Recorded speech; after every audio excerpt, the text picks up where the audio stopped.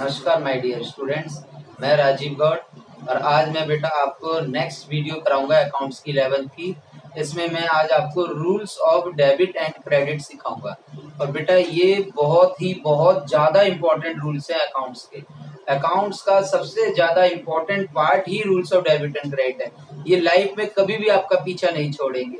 Debit और credit हमेशा ही use होंगे, इसलिए प्लीज इस वीडियो को ध्यान से देखना।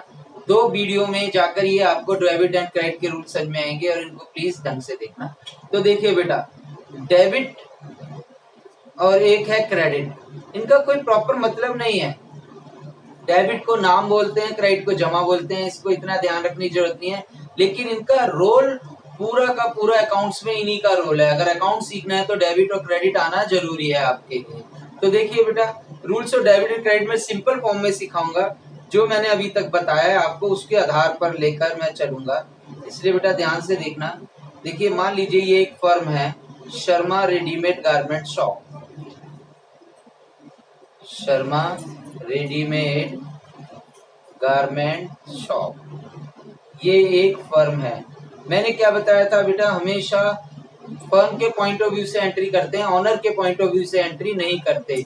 ऑनर ने तो बस बिजनेस में पैसा लगाया है, वो भी पैसा कमाने के लिए बेटा, ठीक है। एक तरीके से मालिक ने भी फर्म को उधार दिया है। मालिक कैपिटल लगाता है और उसके बदले में प्रॉफिट लेता है, यानी बदले में अगर कुछ चीज देनी है तो वो एक तरीके की लायबिलिटी होती है। बस ये इंटरनल है लायबिलिटी, क्यों? क्योंकि ये बाहर वाले को नहीं देनी, ये मालिक को चुकानी है। इसलिए कैपिटल भी फर्म से बाहर की मानी जाती है, यानी कि कैपिटल को आउटसाइडर माना जाता है फर्म के लिए, क्योंकि ये मालिक का पैसा है। किसका पैसा है बेटा? ऑनर का पैसा है, जो उसने किस में लगाया है? फर्म में लगाया है, ठीक है। बस ये रिटर्न वापस नहीं लेता, लेकिन है पैसा ऑनर का, ना कि फर्म का। ऑनर ने फर्म को दिया है पैसा कमाने के लिए, ठीक है बेटा। उसके बाद लायबिलिटी भी क्या होती है? लायबिलिटी क्या होती है? बाहर वालों से जो उधार लिया है, तो ये भी फर्म के लिए क्या होती है बेटा? आउटसाइडर होती है। क्लियर है? यानी कैपिटल भी मालिक का पैसा है जो फर्म में लगा है, फर्म के लिए ये आउटसाइडर थी कैपिटल भी, और लायबिलिटी तो आउटसाइडर होती है, बाहर वालों से उधार लिया है। इसी प्रकार कोई भी रेवेन्यू या इनकम होती है, वो भी फर्म से निकलकर बाहर ऑनर के पास पहुंचती है। रेवेन्यू या इनकम या प्रॉफिट, ये भी किसके पास पहुंचते हैं बेटा? जो भी प्रॉफिट होता है वो फर्म से निकलकर ऑनर के पास पहुंचता है, इसलिए ये भी आउटसाइडर होता है बेटा। तो तीन आउटसाइडर होते हैं फर्म के लिए, कैपिटल, लायबिलिटी और रेवेन्यू। ये तीनों फर्म के लिए क्या है बेटा? आउटसाइडर हैं, यानी कि ये बाहर हैं, बाहर के हैं। कैपिटल भी ऑनर ने लगाई है, ये भी आउटसाइडर, क्योंकि हम फर्म के पॉइंट ऑफ व्यू से सोचते हैं और फर्म के अंदर पैसा फर्म का नहीं है, ऑनर का पैसा है, यानी बाहर वाला ऑनर है उसका पैसा है, तो ये आउटसाइडर होगा। लायबिलिटी भी आउटसाइडर होगी और कोई भी इनकम और प्रॉफिट होगा वो भी बाहर चला जाएगा मालिक के पास।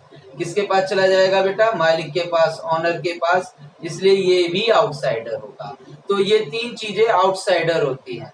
उसके अलावा एसेट्स, एसेट्स फर्म के अंदर होती हैं। बिल्डिंग, मशीनरी, फर्नीचर, ये फर्म से बाहर नहीं होती बल्कि फर्म के अंदर होती हैं, इसीलिए इन्हें इनसाइडर बोला जाता है।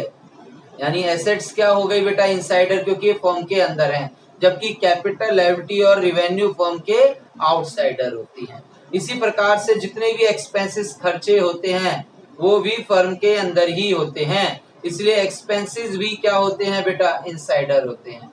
तो पांच चीजें होती हैं बेटा, सिर्फ अकाउंट्स में पांच चीजों का खेल है। कैपिटल का, जो कि आउटसाइडर मानी जाती है फर्म के लिए, लायबिलिटी का, वो भी आउटसाइडर मानी जाती है फर्म के लिए, रिवेन्यू और प्रॉफिट या इनकम का, ये भी आउटसाइडर मानी जाती है, जबकि एसेट्स फर्म के अंदर होती है और एक्सपेंसेस भी फर्म के अंदर होते हैं, इसलिए इन्हें इनसाइडर माना जाता है। तो मैं आपको इनसाइडर आउटसाइडर से ये डेबिट और क्रेडिट के रूल सिखाऊंगा, और अगर आपको ये समझ में आ गया तो ये बहुत इजी हो जाता है बेटा। तो अभी हम शुरू करते हैं डेबिट और क्रेडिट के रूल्स। इनसाइडर, एक होता है बेटा इनसाइडर और एक होता है आउटसाइडर, ठीक है। आगे बात में आज हम इनसाइडर और आउटसाइडर के बारे में सीखेंगे, इनके रूल डेबिट और क्रेडिट के फॉर्म में। तो सबसे पहले मैं लिखता हूं बेटा डेबिट। डेबिट को शॉर्ट फॉर्म में DR बोलते हैं, सही है, शॉर्ट फॉर्म में DR बोलते हैं। और एक होता है बेटा क्रेडिट, क्रेडिट को शॉर्ट फॉर्म में CR बोलते हैं, सही है, डेबिट को DR बोलते हैं और क्रेडिट को CR क्रेडिट बोलते हैं। डेबिट हमेशा इनसाइडर को शो करता है, डेबिट किसको शो करता है बेटा, इनसाइडर को। और इनसाइडर कौन कौन होता है, इनसाइडर दो ही हैं मैंने बताया, एक एसेट्स और एक एक्सपेंसेस। यानी अगर आपसे पूछे कि डेबिट किसे शो करता है तो आप क्या कहेंगे, इनसाइडर को। और इनसाइडर दो होते हैं, एक एसेट्स होती है और एक एक्सपेंस होता है, ये इनसाइडर होते हैं बेटा, ठीक है। यानी डेबिट हमेशा इनसाइडर को शो करेगा और इनसाइडर एसेट्स और एक्सपेंस होते हैं, इसीलिए इन दोनों का डेबिट बैलेंस होता है। कौन सा बैलेंस होता है, डेबिट। अगर आपसे कोई क्वेश्चन पूछे कि भाई डेबिट बैलेंस किस किस का होता है, तो आप कहेंगे एसेट्स और एक्सपेंस का डेबिट बैलेंस होता है, तो वो कहेगा वेरी गुड, ठीक है बेटा। तो डेबिट बैलेंस किस किस का होता है, एसेट्स और एक्सपेंस का। तो क्रेडिट किसे शो करेगा, अपोजिट को यानी आउटसाइडर को। और आउटसाइडर कौन कौन होते हैं बेटा, कैपिटल, लायबिलिटी और इनकम या रेवेन्यू या प्रॉफिट, तीनों में से कुछ भी लिख सकते हैं, ठीक है बेटा। ये आउटसाइडर होते हैं। कौन कौन होंगे आउटसाइडर, कैपिटल, लायबिलिटी और रेवेन्यू, ठीक है। इसलिए इन तीनों का कौन सा बैलेंस होगा, इन तीनों का क्रेडिट बैलेंस होगा, ठीक है बेटा। इन तीनों का कौन सा बैलेंस होगा, क्रेडिट बैलेंस होगा। जबकि डेबिट बैलेंस किस किस का होगा, एसेट्स का और एक्सपेंस का। द्वारा बताइए बेटा, डेबिट बैलेंस किस किस का होगा, एसेट्स का और एक्सपेंस का। डेबिट बैलेंस किसका होगा, एसेट्स का और एक्सपेंस का। एसेट्स और एक्सपेंस का कौन सा बैलेंस होगा बच्चों, debit balance, you are right बेटा।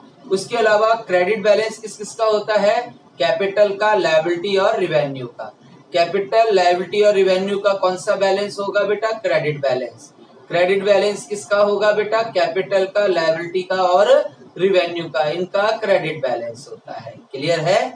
तो दो बैलेंस तो आपको समझ में आ गए होंगे, डेबिट बैलेंस और credit balance. Debit balance assets और एक्सपेंस का होता है, क्रेडिट बैलेंस कैपिटल, लायबिलिटी और रिवेन्यू का होता है। तो आगे हम सीखेंगे इसी के लिए लेजर बेटा, इसी को हम एक फॉर्म सीखेंगे लेजर, बहुत इंपॉर्टेंट चीज है लेजर। लेजर जो होती है बेटा वो टी शेप में बनती है। किस शेप में बनती है, टी शेप में। तो देखिए मैं आपको लेजर बनाकर दिखाता हूँ टी शेप में।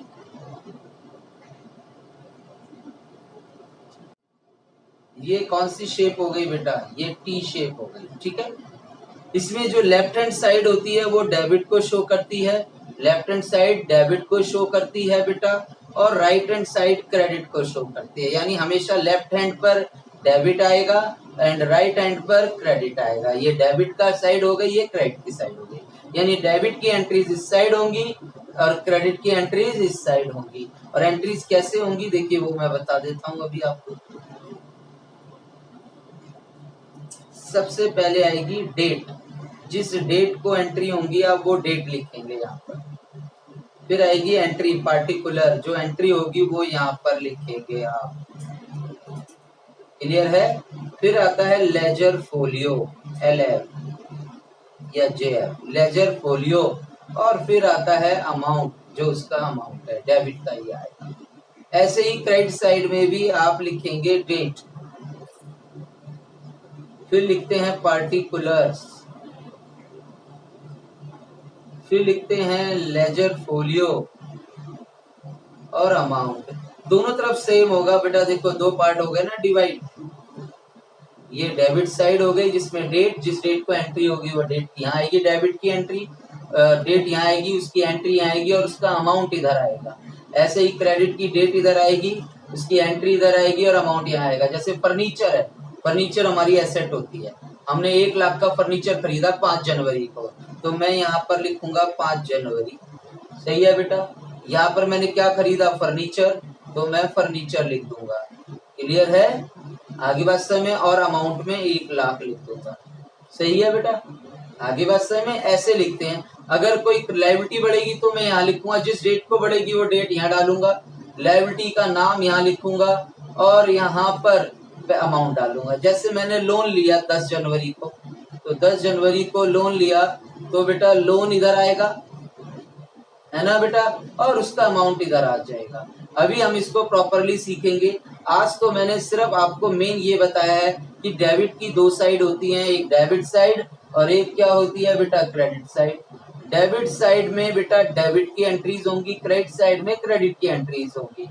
जैसे मैंने 5 जनवरी को फर्नीचर खरीदा 1 लाख का, तो यहाँ पर मैंने 5 जनवरी लिखा, फिर मैंने फर्नीचर लिखा और उसका अमाउंट लिखा। क्लियर है?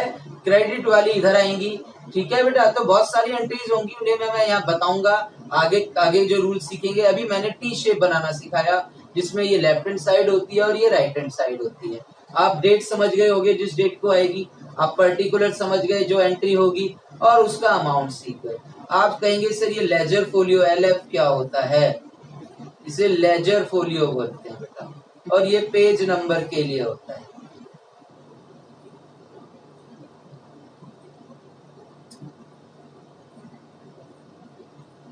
देखो बेटा पेज नंबर के लिए ध्यान से समझना लेजर फोलियो का मतलब कि क्या होता है कि भाई देखो मान लीजिए रवि की एंट्री, मान लीजिए 10 जनवरी को रवि की एंट्री हुई है 20,000। अब ये एंट्री जाकर देखो रवि से हमारा ये तोड़ना है कि हर वक्त रिलेशन, मान लो अब 25 दिन बाद हमें उससे रिलेशन होगा या 10 दिन बाद या 15 दिन बाद, तो उसके बीच में बहुत सारी एंट्रीज हो चुकी होंगी, बहुत सारे लेजर बन चुके होंगे। तो हमें कैसे पता चलेगा? क्योंकि लेजर तो बहुत मोटे मोटे होते हैं, आपने देखा होगा लेजर के पेज बहुत मोटे मोटे होते हैं। अब जो लेजर के पेज मोटे मोटे होते हैं बेटा, तो उसमें आप पेज पहले रवि की पहली एंट्री मान लो पेज नंबर 10 पर हो रही है, अगली एंट्री जाकर पेज नंबर 145 पर हो रही है, तो अकाउंटेंट तो एक एक पेज ढूंढ ढूंढ के रवि को ढूंढ ढूंढ के पागल हो जाएगा। तो इसके लिए यहाँ पर पेज नंबर लिख देते हैं कि अगली एंट्री इस पेज पर है। समझ में आई बात बेटा? इससे उन्हें पेज ढूंढने में दिक्कत नहीं होती है। और 512वें पेज पर 10वां पेज लिख देंगे, इसलिए वो वापस भी ढूंढ सकेगा कि भाई इसकी पुरानी एंट्री 10वें पेज पर थी, नई एंट्री 512 पेज पर है। तो जब तक आप अकाउंट सीखेंगे ये ब्लैंक रहेगा, क्योंकि अभी तो आपको पेज का कोई मतलब नहीं है। लेकिन जब आप अकाउंटेंट बन जाएंगे तो उसके बाद पेज का बहुत रोल होगा, तब यहाँ पर पेज नंबर लिखा जाएगा। क्लियर हो गई बेटा यहाँ तक टी शेप के बारे में, जिसे लेजर बोलते हैं। अब लेजर के रूल सीखेंगे कि कौन सा डेबिट में आएगा, कौन सा क्रेडिट में आएगा। अभी तो मैंने सिर्फ ये बनाना सिखाया, लेजर टी शेप का होता है, ठीक है। आगे बात सही में, तो आगे चलते हैं।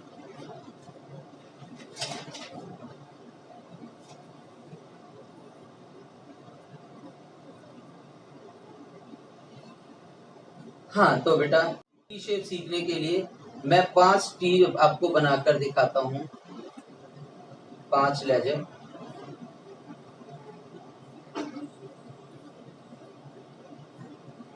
अभी आपकी ये एग्जाम है जो मैंने अभी आपसे पूछा था, अभी बताया था आपको डेबिट क्रेडिट। अभी पूछूंगा मैं आपसे, देखता हूँ किसको ये समझ में आ चुकी है बात। Debit credit, debit credit, debit credit, ठीक है बेटा। तो देखिए अब शुरू करते हैं। पहला है एसेट्स का। कौन सा बैलेंस होता है बेटा? एसेट्स इनसाइडर होता है, अभी बताया था मैंने। इसका कौन सा बैलेंस होता है? Debit balance. तो जिसका जो बैलेंस होता है वो उस साइड यानी डेबिट में ये बढ़ेगा, क्रेडिट में ये घटेगा।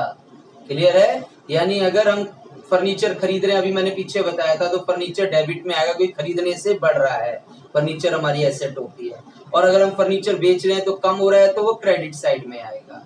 क्लियर है? तो बेटा याद रखो एसेट्स का डेबिट बैलेंस है, जिसका जो बैलेंस होता है वो उस साइड बढ़ता है और अपोजिट साइड घटता है।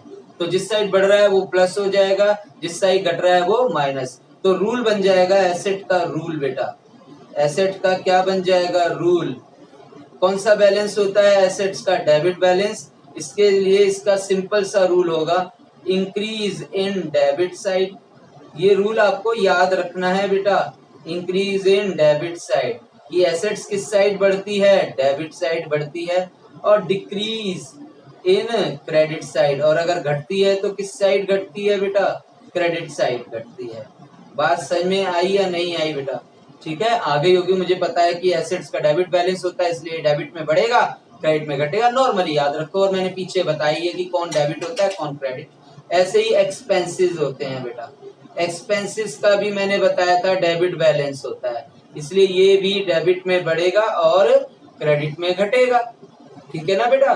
तो इसका भी रूल बताइए एक्सपेंस का। कौन सा बैलेंस होता है बेटा एक्सपेंसेस का? Debit balance. इसलिए ये भी इंक्रीज इन डेबिट साइड में बढ़ेगा, है ना बेटा, और डिक्रीज इन क्रेडिट साइड में घट जाएगा। बोलिए बात समझ में आई या नहीं आई बेटा? हाँ, ये तो मेरे ख्याल से आ गई होंगी, सिंपल सी बातें हैं जो आपको मैंने बताया। इसके अलावा होता है कैपिटल का उल्टा बताया था मैंने बेटा। कैपिटल आउटसाइडर होता है, इसलिए इसका क्रेडिट बैलेंस होता है। तो इसका क्रेडिट बैलेंस है, इट मींस ये क्रेडिट में बढ़ेगा और डेबिट में घटेगा। ये बहुत ज्यादा इंपॉर्टेंट रूल है, लाइफ में पीछा नहीं छोड़ेंगे, पूरे पता होने चाहिए। तो बेटा कैपिटल का कौन सा बैलेंस हुआ आपको पता ही है, पीछे सीखा है अभी लास्ट पेज पर। कैपिटल का क्रेडिट बैलेंस हुआ, इसलिए इसका रूल उल्टा हो जाएगा। लेकिन हम डेबिट वाला ऊपर लिखते हैं, इसलिए हम ऐसे लिखेंगे, डिक्रीज इन डेबिट साइड, यानी डिक्रीज डेबिट में लिखा हमने और इंक्रीज इन क्रेडिट साइड, और क्रेडिट साइड में इसे इंक्रीज लिख दिया। बात समझ में आई या नहीं आई बेटा? मुझे लगता है आपको समझ में आ गई है बात। ठीक है, कैपिटल के बाद फिर आती है लायबिलिटी। क्या आती है बेटा? लायबिलिटी का भी क्रेडिट बैलेंस होता है ना, इसलिए ये भी क्रेडिट में बढ़ेगी और डेबिट में माइनस होगी। तो देखिए बेटा, तो लायबिलिटी का भी हमने रूल लिखा, लायबिलिटी क्रेडिट बैलेंस होता है, ठीक है बेटा। डिक्रीज इन डेबिट साइड, किस साइड डिक्रीज होगी ये बेटा? डेबिट साइड में डिक्रीज होगी, और इंक्रीज इन क्रेडिट साइड में ये इंक्रीज होगी। बात समझ में आई या नहीं आई बेटा? ये भी चीज, हाँ। इसके अलावा होता है बेटा इनकम का भी बेटा क्रेडिट बैलेंस होता है। देखो मैंने अभी पीछे बताया था, तो इसलिए ये भी क्रेडिट में बढ़ेंगे, डेबिट में माइनस होंगे। तो इनकम का भी यही रूल हो गया, इनकम या रेवेन्यू या प्रॉफिट का भी यही रूल हो गया। ये क्रेडिट बैलेंस होता है, इसलिए ये डिक्रीज इन डेबिट साइड में डिक्रीज होंगे और इंक्रीज इन क्रेडिट साइड। और किस साइड इंक्रीज होंगे बेटा? Credit side. ये बहुत ही इंपॉर्टेंट रूल है। तो बेटा देखो, मैं सिंपल वे में रूल बताता हूँ। मैंने अभी आपको बताया था कि एसेट्स और एक्सपेंस इनसाइडर होते हैं, इसलिए इनका डेबिट बैलेंस होता है। तो सिंपल याद रखिए, जिसका डेबिट बैलेंस होता है वो डेबिट साइड में बढ़ते हैं, क्रेडिट साइड में घटते हैं, क्योंकि हर चीज बढ़ती भी है और घटती भी है। अगर एसेट्स और एक्सपेंस बढ़ेंगे तो उन्हें आप लेजर में डेबिट साइड में दिखाओगे, अगर एसेट्स और एक्सपेंस घटेंगे तो उन्हें आप क्रेडिट साइड में दिखाओगे। जबकि कैपिटल, लायबिलिटी और रिवेन्यू तीनों का क्रेडिट बैलेंस होता है, इसलिए ये क्रेडिट साइड में बढ़ेंगे और डेबिट साइड में घटेंगे। क्लियर है बेटा? तो आज समझ में आई है जो बात मैंने बताई बेटा? अगर आपको ये बात समझ में आ गई है तो आपको एक बहुत ही जरूरी रूल समझ में आएगा। अगली क्लास में हम इसका नया रूल सीखेंगे डेबिट एंड क्रेडिट का। ये बहुत सिंपल रूल है। अगर आपको मेरी वीडियो पसंद आई है तो बेटा प्लीज इसे लाइक कीजिए और सब्सक्राइब कीजिए। धन्यवाद।